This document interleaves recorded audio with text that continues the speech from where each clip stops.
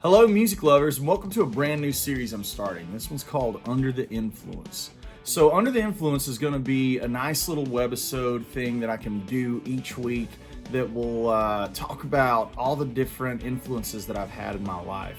I want to focus on maybe a specific player, a specific song, a specific album, maybe even just a solo. I don't know. I just wanted to start up a little series that I could do where you didn't necessarily have to feel like you had your instrument in your hands to get something from it. So I hope you enjoy it. Roll episode 1.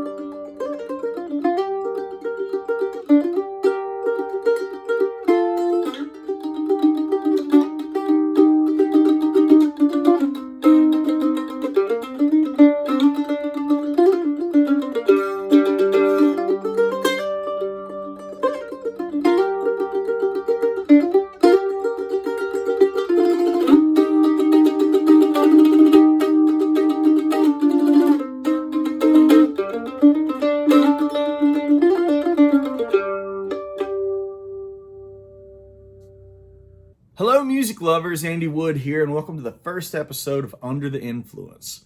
On the very first episode, I thought it to be fitting to do a Sam Bush record. Sam has influenced me my entire life. He was my first big musical hero, and I thought it very fitting to do one of his records for the first episode of Under the Influence. So let's dive into one of my favorite records of all time, Glamour and Grits. So Glamour and Grits is one of my favorite Sam records. It is littered with some of my favorite players, ranging from Bela Fleck, Jerry Douglas, John Randall's on there, Daryl Scott. I mean, it's a who's who of the newgrass kind of scene, right? The album kicks off with one of my favorite instrumentals that Sam ever wrote. It's a tune called What You Say, and the spelling is phonetic to how I said it. So it's like WHAYASAY or something like that. I don't know. It's the tune that I was playing in the opening, and it's a layered tune that it was like one of the first times in my life that I had been exposed to songs that had lots of sections, right? Previously to this record, and for back history, the record came out when I was probably like 13-ish, 14 maybe.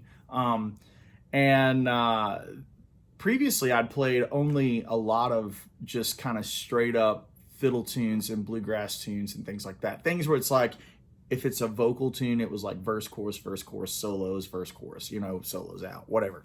Or if it was an instrumental, a lot of the instrumentals we played when I grew up were like AABB format tunes, right? So What You Say has like A, B, C, D, E. I don't know. It's got a ton of sections. It starts off with like that cool mandolin solo riff, and then it builds into the main themes. Then halfway through the song, it like takes this like metric modulation. They change like the time feel of it and play the themes over this like cool like 6/8 kind of feel. And then they rev back up for the outro. It's got some great playing, some fantastic banjo playing, and there's some great moments where they like jump together and play the main melodies and the lead lines together. It's really, really a great instrumental. On the album, it ranges from instrumentals to vocal tunes, and next up he has a couple of vocal tunes. One's the All Night Radio, which is like this feel-good kind of song. It's a story song. Like, this album has a lot of story songs, which I really like. It's not just the typical, I had a girl, I lost her, now I'm sad kind of stuff, right? I kind of took it as a look into Sam's life as he would listen to the radio and get inspired, whatever. And then, he became Sam Bush. I don't know if that's exactly the point of reference that he was making when he was writing it, but that's kind of the image it painted me. And then after that, it goes into Same Old River, And forgive me if I've got that order flip-flopped. I listened to the album so much I would skip around.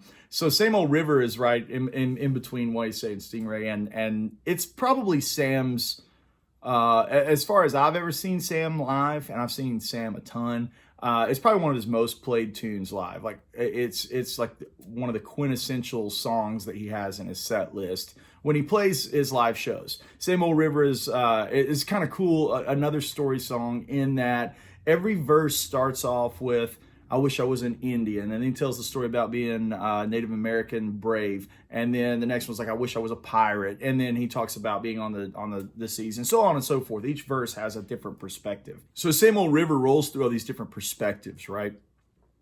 Each one kind of tying into a different moment in time, different moment in history, right?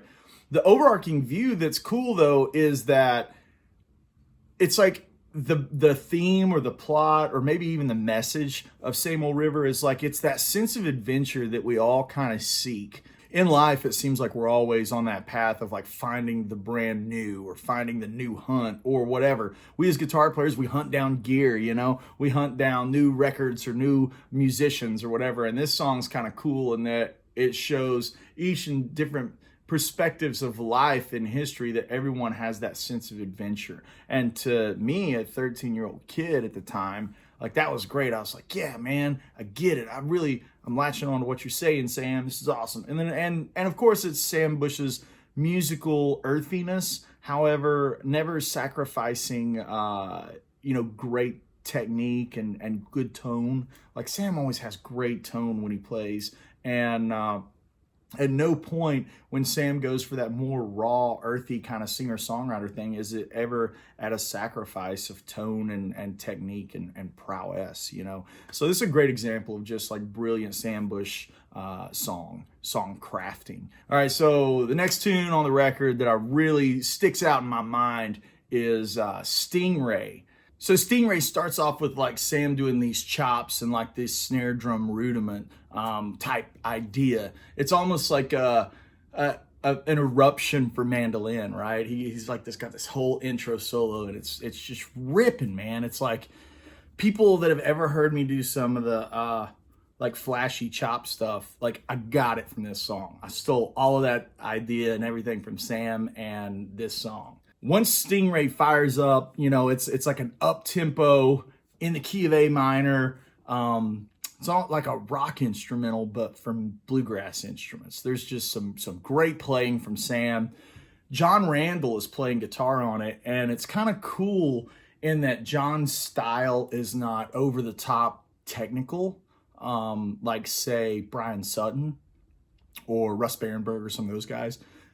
Like, John comes into it very subtle with like singable kind of lines on the acoustic guitar. And it's like this nice juxtaposition to Sam's fiery, explosive playing. So anyways, Stingray is like just one of the finest newgrass style instrumentals I've ever heard. I think I even used to play it in fiddle contests and the traditionalists hated me when I did that. So that was always a lot of fun. Following down the album, we have another story song called Spider John. Spider John is kind of like this guy who's, he says he's on his way to nowhere. He's got this heartbreak of his lost love. Really kind of lonesome sounding tune. Followed up with another tune, Watson Allman, that's kind of got this slide resonator mandolin stuff that I'd never really heard Sam do before. So it sounds like he's tuning it to an open key. I don't have one, so I've never tried to transcribe it and figure out how he was playing it. But he's playing slide, and then he's like, but it's a mandolin in octave and in range and in tonality. So it's like this weird instrument that he's discovered, and the instrumental's really cool. Just to hear slide playing on a mandolin style instrument is awesome. Following up that is one of the coolest covers. At the time, I didn't realize that, I probably didn't realize that it was a cover. It's Bob Marley's tune, Is This Love? And I love that song. Obviously later in life when we're all on vacation, we hear the Bob Marley version or whatever. And most of you, I'd say 99.9% of you probably heard the Bob Marley version first. But with that said, the first version of Is This Love that I heard was Sam. And Sam, again, doing that really percussive chop thing. I think this record overall from start to finish is some of Sam's finest rhythm work that I've ever heard on any recording. His chops and his rhythm and his timing on this record is just money. It's money. It's so good. After Is This Love is an old fiddle tune. I think it would maybe even be considered like one of an Irish reel, and it's called Brilliancy. Sam plays a nice arrangement that is just solo mandolin.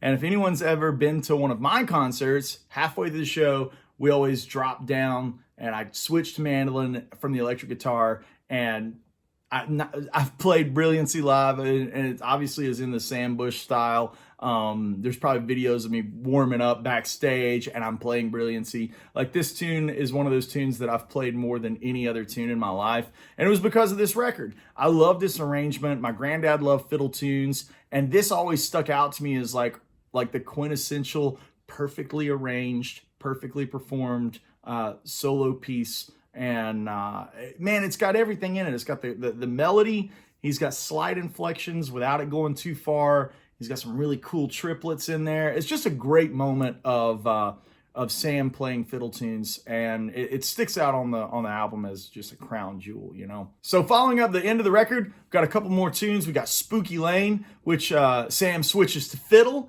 and it's kind of got a cool rhythmic groovy kind of thing going on. And the fiddle he's using, it's almost like it sounds like maybe a Zeta, you know, those Zeta fiddles that were like this, shaped all weird. I know it's not. It's probably his acoustic fiddle ran through some processing, but it's got the cool electric, almost Jean-Luc Ponty in tone. I really think it's a cool fiddle tone for an instrumental. You know, most of the time when you hear fiddle, or when I think of fiddle, it's like Mark O'Connor. It's that crispy, pristine violin tone, you know. And this was cool that it sounds, you know, more akin to like something you'd do to an electric guitar. And obviously to a 13-year-old grasser, I was like, this is wild, man. Sam's living on the edge, you know. This is before I knew who Steve Vai was. So Sam was the craziest thing I'd ever heard of. He might still be the craziest thing. Like, Sam is... he's the best. Following up Spooky Lane, he jumps into Old Joe Clark, but it's not the fiddle tune bluegrass standard Old Joe Clark. It's like this story song about a plantation slave. And it's a great, it paints a picture. The lyrics are so good. You can just see every moment in your mind as he sings it. And he's got the resonator mandolin out, again, playing some slides. So he talks about, you know, the slave on the plantation playing banjo or whatever as like, you know, mental escape from the troubles. And then Sam will play a lick on the resonator mandolin. And it's delivered just with class. It's always like, you know, that kind of topic is something you're like, whoa, man, you can't really touch that kind of subject matter on a record. But it's not done it's not done with any kind of bigotry or hatred. It's done more in a happiness. I don't know how that's possible, the way Sam paints the picture. It's obviously a very dark subject matter with a lot of, you know, just awful connotations on it, but it's not painted in this picture of, it doesn't make me think of the true awfuls of that era of mankind. That's how I'll say that. It doesn't make me think about that. You know what I mean? It makes me think about, even in the darkest times of mankind's history and our country's history and the South's history, like the worst that we've ever been, even within that, there was like moments of hope to get away, you know? And I think that's just hugely important. And it was really, really important to 13-year-old me. Like, I was just discovering things like racism and bigotry in my life. And like, when I first heard that song, I was like, oh man, it was just a positive thing for me to hear, you know, and it helped me, escape falling down into those pitfalls of hatred and bigotry. You know, it's really important song to me. I love it. So Old Joe Clark on that record was very emotionally important to me. Okay, he's wrapping up the album with The Lord Came Unto Me. Lord Came Unto Me is an old hymn. Those that grew up in church, you know, with the old red book hymns, you'll find The Lord Came Unto Me in there, right? So Sam puts a spin on it with him and John Cowan doing like almost, it's not quartet style harmony, not quartet style singing, but it's arranged that way. Like it's a duet with John on singing the top part and then Sam, but then Sam has went back and layered in some other vocal parts. And man, it's cool. It swings. It's got a cool vibe. It's just a really great arrangement, super clever, and a great way to kind of like bring the album, box it up, pass it off to the listener. All right, the last song is kind of this swinging Irish. It almost sounds like a Irish drinking song, right? But it's like, it's an instrumental, and it's called One Night in Old Galway. And Sam's playing fiddle on it. And like I said, I think it's just due to the way he swings. My granddad used to have a great saying about Sam's playing, not just his fiddle playing, but his mandolin playing too. He would always say, he would tell my cousin and I, my cousin's name's Brian, he would always tell Brian and me, he would say, boy, Sam's got that lope in his playing. He's got that lope in his playing. And I was like, as a kid, you're like, oh yeah, I get it. But like now as an adult and I've been around the world, I realize that not everybody knows what the word lope means, but I think it's that swing that Sam has. It's like, it's almost like a wheel that's got like one little notch in it. So it like does this thing, but like Sam's bowing and his playing on mandolin has always had this like innate natural musical swing to it. And my granddad loved it. And the Galway tune on the end of the record is just a great example of Sam's natural timing for swinging. And it's got this, like I said, it sounds like an Irish drinking song. It's just a feel-good way to exit the record. So with that said, man, I want to talk about one more thing on the album. You guys see me in hats all the time. I wear hats. I love hats, okay? I did a video last week. I wasn't wearing a hat, and I thought the internet was going to explode, man. I got so many messages from you guys. I'm going to tell you where that came from. The cover of this album is Sam Bush in these big shades. He's got this hat with like cheetah band. It's like a cheetah band and like this big poofy hat.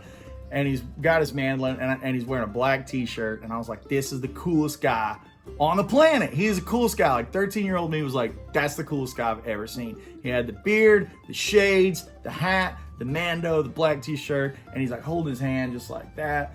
Man, and I think to this day, there's something subconscious about me always wanting to wear a hat because of how important this record was to me. And I could just see that cover. I closed my eyes. I'm like, man, I got to go on stage. I got to make a video, man. Your outfit's not done till you have a hat, So, yeah, whatever. I don't know if it's accurate or not, but the cover's cool. Sam's cool. Glamour and Grits is cool. It's probably one of the most worn through cassettes that I ever had. I had it on cassette, then I had it on CD, then I scratched the CD real bad, and I bought it again. I must have bought that record 6 times by now. Every time I get some new platform, whether it be iTunes or Spotify or whatever, like every time the platforms change for music, I always get Glamour and Grits. It's just one of those records that means the world to me. So big thank you to Sam Bush for making one of the greatest records I've ever heard. Big thank you to you guys. Crispy high fives for tuning in. And I hope you enjoy Under the Influence. We got more coming at you. See you next time.